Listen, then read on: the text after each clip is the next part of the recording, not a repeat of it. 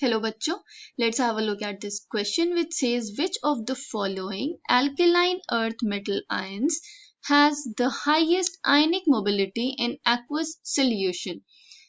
The options are beryllium, magnesium, barium or calcium ion.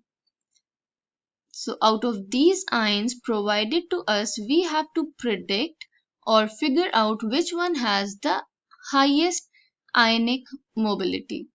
The key concept is ionic mobility. सबसे पहले हम इनका order देख लेते हैं कि पीरियोडिक टेबल में ये किस तरह प्रेजेंट है. The question has mentioned that these are alkaline earth metal which constitute group 2 of periodic table. It has beryllium, magnesium, calcium, strontium, barium and radium. तो ये इस ऑर्डर में प्रेजेंट है. तो हम ऑर्डर ऑफ इंक्रीजिंग साइज देख लेते हैं जिससे हमें आयनिक मोबिलिटी समझने में आसानी होगी. तो हमें पता है size increases down the group, तो एरो के डायरेक्शन में साइज बढ़ रहा है. तो order of increasing size will be the smallest will be beryllium followed by magnesium followed by calcium and the highest size will be of barium ion. तो हम ये याद रखेंगे, beryllium is the smallest and barium is the largest in size. अब हम ionic mobility को समझते हैं in aqueous medium. तो suppose there is a cation, जैसे यहाँ पे mentioned है cations of group 2. तो cation, suppose this is a cation with obviously positive charge. तो in aqueous medium it will be aqueous medium में क्या present होगा? Water. तो अगर हम देखें water में oxygen has slightly negative and hydrogen is delta positive, right? So this positive will attract which charge? Obviously the negative charge. तो ये surround हो जाएगा like this. Suppose this is negative. Okay, तो water molecule से ये इस तरह से surround होगा कि negative charges will be facing towards the positive.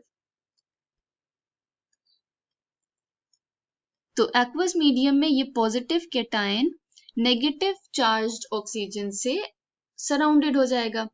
तो अब अगर हम देखें तो इसका hydration radius बढ़ जाएगा. ओके, ये हाइड्रेट हो गया है and hydration radius will increase. Okay, क्योंकि जो आयन ये सर्कल में स्मॉल साइज में था, अब उसका रेडियस इतना बड़ा हो गया है. अब इतने ज्यादा हाइड्रेशन रेडियस के साथ क्या होगा? This will restrict it's mobility.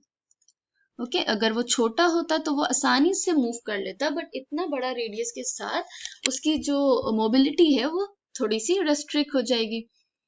अब हम देखते हैं कि साइज से क्या रिलेशन है इसका. अगर कोई आयन है जो स्मॉल साइज का है, which means it has high charge density. Okay, so this will attract more water. That is, hydration will be more. जो नेगेटिव पार्ट था, दैट इज ऑक्सीजन, वो उस स्मॉल साइज से ज्यादा अट्रैक्ट होगा, जिससे ज्यादा वाटर मॉलिक्यूल्स उसको सराउंड करेंगे. अब जब साइज बढ़ जाएगा, as the size increases, हमें पता है न्यूक्लियर चार्ज डिक्रीज होगा,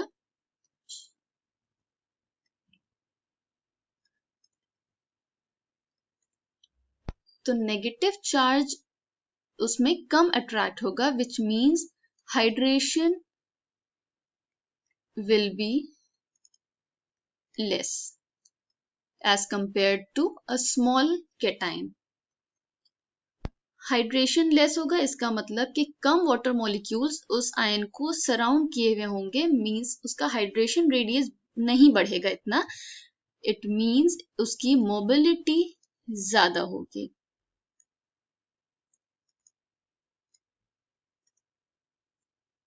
तो इससे हम क्या रिलेशनशिप ड्रॉ कर सकते हैं? इससे हम ये कंक्लूड कर सकते हैं कि that as the ionic radii increases, the ionic mobility also increases,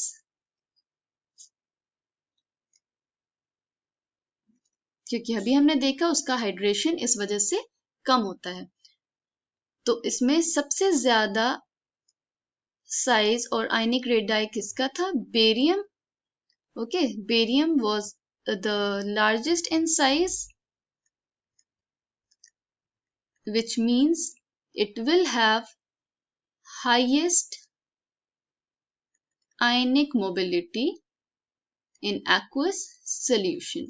okay, while beryllium जो सबसे छोटा था उसका हाइड्रेशन ज्यादा होगा, हाइड्रेशन रेडियस ज्यादा होगा, उसकी मोबिलिटी सबसे ज्यादा रिस्ट्रिक्ट होगी।